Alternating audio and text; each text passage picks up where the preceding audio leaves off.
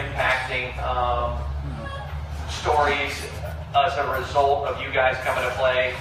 And Patriot Golf here at Grand Haven Golf Club is where it all started. God put this mission in my family's life 11 years ago when I was on a commercial airline flight heading up to Grand Rapids, Michigan, and watched Corporal Brad Buckland bringing his identical twin brother, Corporal Brock Buckland, home, who'd been killed in Iraq. And I saw his 4-year-old son that night on the tarmac, Jacob. And Jacob, where are you? Jacob's over there. He is now 15. How about a huge round of applause?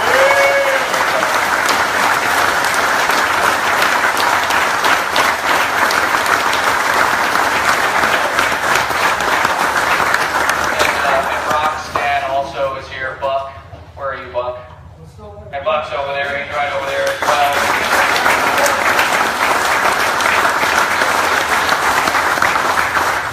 And it's obviously an understatement when we say what we do at Folds of Honor is going into situations that are incredibly dark and difficult. And I watched the Buckland family on the darkest night of their lives that night on the tarmac in Grand Rapids, Michigan.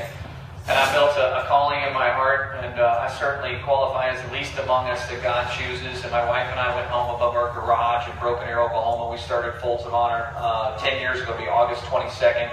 And we'll cruise through $100 million raised this year, and our 16,000th scholarship awarded, represented in all 50 states across this great nation. Many here in the great state of Michigan where it all started. But I will tell you, I'm really blessed to be at the All-Star game last week and have Budweiser give us $1 million on Fox and go to the Masters, and I'm going to play golf with Jack Nicklaus, that guy, on August 21st is the chairman of Patriot Golf Day, which is the largest grassroots fundraiser in the history of sport, which started with this event. We had 67 people show up. We raised $8,513 the first time we played at this club. And that has, by God's hand, morphed into truly what I think is the most impactful, efficiently run military nonprofit in this country. And the greatest commodity we all have is time. We don't know how much we have. We all know that none of us are going to get out of this race alive. That's the only thing for certain. And we want to thank everybody here for giving your time for a cause that's bigger than yourself. Many military in here, thank you for your service. But many that have not served. But what we have found along this journey the last 10 years is some of the greatest patriots I've ever met in my life are fellows that have never put on a uniform. And with that, I want to introduce Paige Garber. I'm not going to tell her story, but she is here representing what will be over 16,000 scholarship recipients at Folds of Honor here in a couple weeks when we get ready to fire up the fall semester. And she's just an amazing example of a heroic, awesome young person that inspires us at Folds of Honor to get up probably a little earlier than we would like to, and maybe work a little bit longer than we'd like to each and every day. And that's our commitment to leave no family behind on the field of battle. So ladies and gentlemen, while you're all here today, Paige Garber.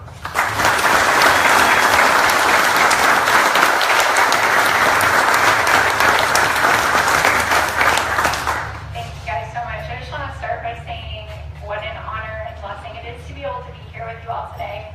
I have been a part of the Folds of Honor family, as I like to say, since I believe it was fall of 2013, and to get to be at the event that started it all is unreal. So thank you all for being here today. I'm really excited to have the opportunity to share my story with you. So I want to start by telling you guys about 2 words: easy day. These 2 simple words have been an incredible blessing to my family and me since my dad passed away 8 years ago. After his passing, we were told by many of his Navy shipmates that these words were spoken often by my dad. From the junior enlisted sailor who would greet him in the passageway with, "How's it going, Master Chief?" to his commanding officer who would bring an issue to him for advice.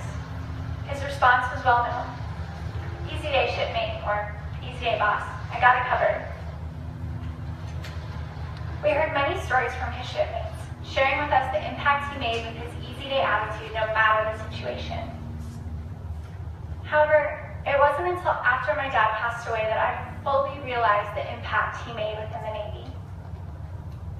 On the day of his memorial service, over 600 sailors and Marines volunteered their Saturday to line the boulevard leading to the chapel on base and stand at attention, saluting my dad as the hearse drove by. Following the service, my dad was honored by his past command, the VFA 34 Blue Blasters with a flyover, an honor usually reserved for officers or other dignitaries of the armed forces. He was then posthumously awarded the Legion of Merit, which is the 6th highest U.S. military award given in the performance of outstanding services and achievements. All of this is to say that my dad was pretty exceptional at what he did. One of my favorite stories about my dad's service was from his last deployment, where he was serving as the Command Master Chief.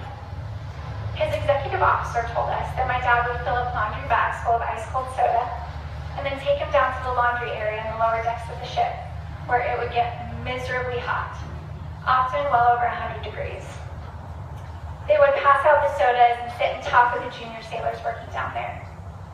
They would ask about the sailors' lives, their families, and encourage them to never stop working hard. My dad made a point to form a personal relationship with each sailor and make them feel valued no matter their rank. Because when he started in the Navy, he was in those same junior enlisted shoes. My dad started as a ship serviceman, working in the laundry, the stores, and most famously the barber shop, where he was nicknamed Garber the Barber. Despite the less than glamorous duties that came with those jobs, he went to work each and every day believing that he was truly making a difference. And it was that mentality that allowed him to rise quickly through the ranks. He continually went out of his way to help not only the sailors working in the laundry, but all of the sailors aboard the ship. He led by example, not by rank. He was respected because he gave respect. He was tough when he had to be, and his handshake and his word meant something. A dear friend and former shipmate of my dad's, retired Vice Admiral Harms, summed up my dad's service beautifully by saying, Jeff's strong, principled leadership, his uncompromising professionalism, genuine compassion for others, and dauntless uplifting spirit were the making of legend. If it isn't obvious by now, I am incredibly proud of my dad's Navy career and the profound impact he had. However, that impact did not come without a sacrifice. When he was gone making a difference in the Navy, my mom, my sister, my brother, and I were at home, counting down the days until he was back with us again.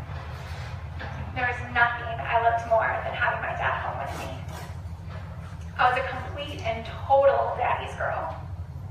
One of his nicknames for me was actually Bug, because I clung to him literally every chance that I had.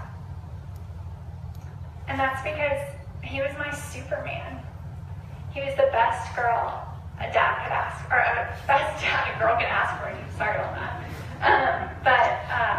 He was, I wanted to marry him when I was a little girl.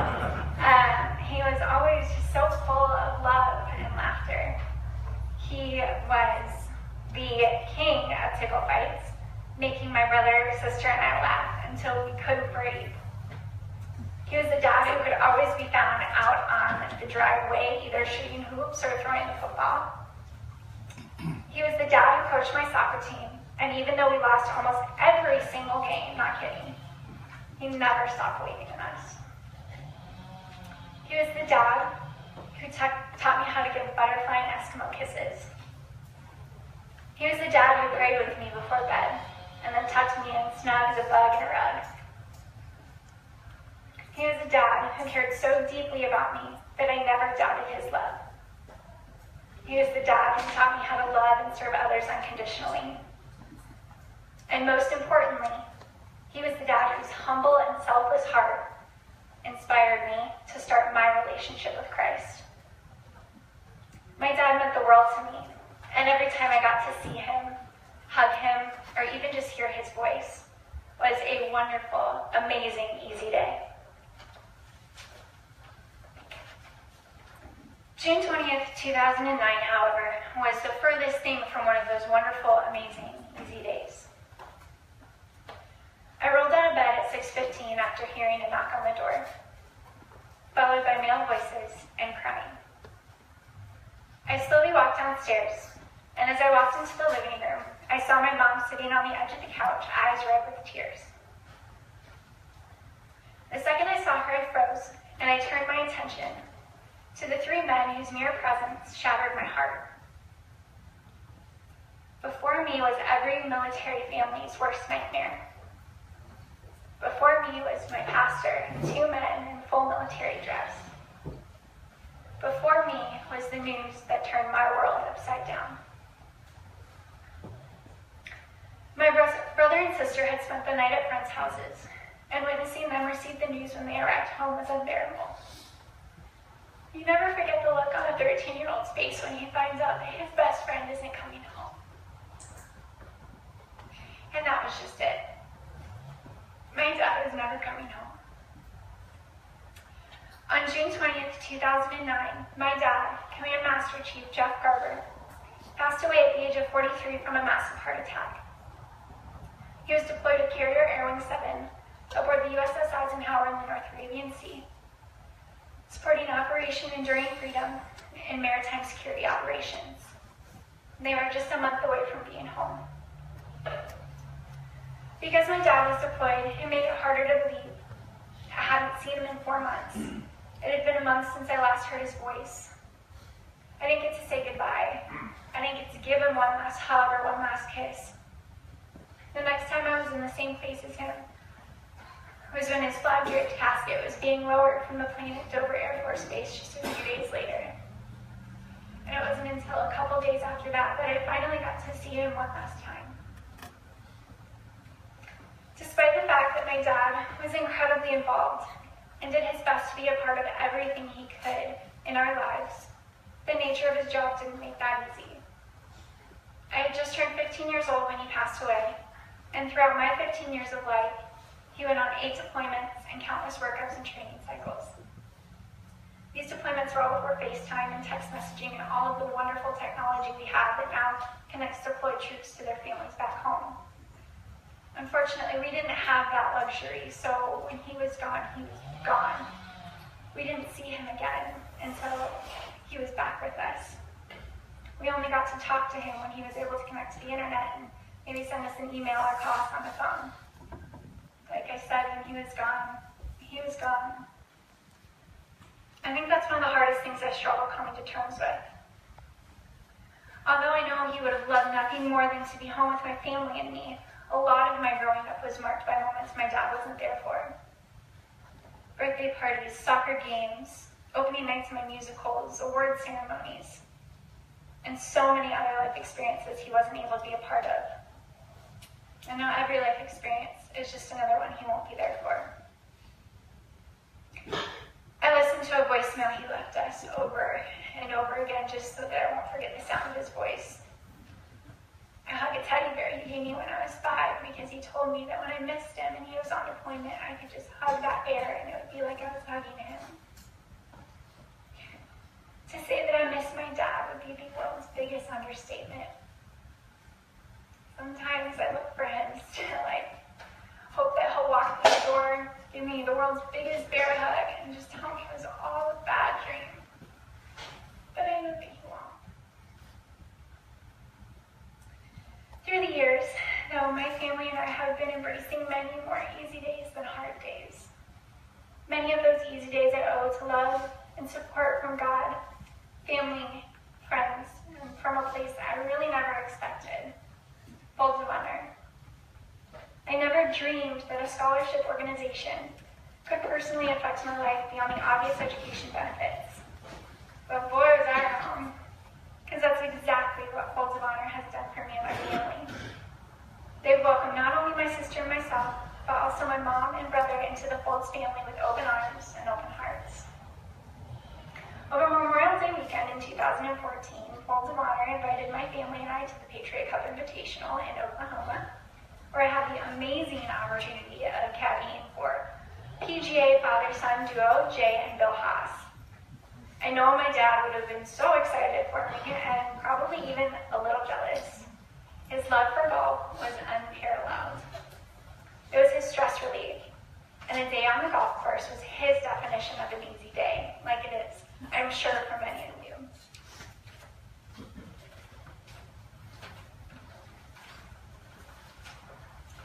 My dad's deployments to the Middle East always included golf outings, when the ship would pull into port in Dubai. He had just played 2 rounds of 18 holes at the Patriot Golf Club the weekend before he died. He also had 2 hole-in-ones in his life, which is a feat I've been told many never accomplish. Although golf was his refuge, he knew that education was his security. He sat right alongside the young sailors in the classroom when the ship was deployed, because he felt that if he was going to counsel them on getting their bachelor's degrees, he needed to be the example. My dad was just a few classes short of receiving his bachelor's degree in business administration when he passed away. A college education was something he was working really hard to achieve, and something he'd always hoped my siblings and I, he'd be able to provide for my siblings and I. And that was possible because of Folds of Honor. Because of Folds of Honor, I was able to graduate last August from my dream school at the University of Nebraska in Lincoln, without a financial burden on myself or my mom. Because of Folds of Honor, my older sister was able to attend her dream school in Nashville, Tennessee, and also graduate without student loans. Because of Folds of Honor, both my sister and I have been able to achieve the education that my dad so strongly encouraged us to pursue. My younger brother decided to forego college for now, and he's currently serving as a combat engineer in the United States Marine Corps at Camp Lejeune in North Carolina. But I know that as soon as he is ready to pursue a higher education, Folds of Honor will be there to help however they can. I am about a year out from graduation now, and I am working part-time at the Patriot Golf Club in Wausau, Oklahoma, and part-time preparing to start a new chapter in my life, not as the daughter of Navy Command Master Chief Jeff Garber, but as the wife of soon-to-be Private First Class Jake News. On August 11th,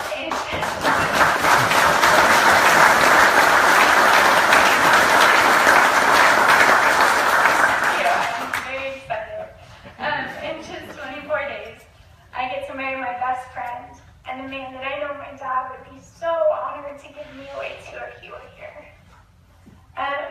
As Jake and I begin this new, exciting, and really unpredictable future and adventure in the Army, it is my prayer and hope that I can continually use the full education that Folds of Honor has helped me to achieve to carry on my dad's legacy of serving others.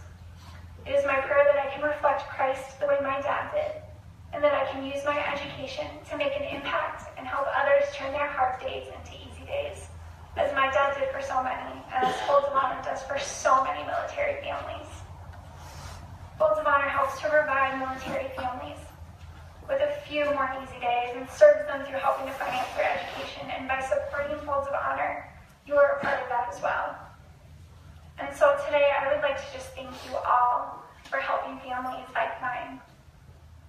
Today I would like to thank you as a fellow American and patriot for honoring the men and women who voluntarily answered the call to defend our great nation. Today I would like to thank you for making your own sacrifices to honor the immense sacrifices of our nation's heroes. 6,891 of them making the ultimate sacrifice since 2001. Today, I would like to thank you for standing proudly with the Folds of Honor Foundation to help provide every family who has sacrificed alongside their hero with just a few more easy days. Thank you guys so much for being here and for supporting the mission of Folds.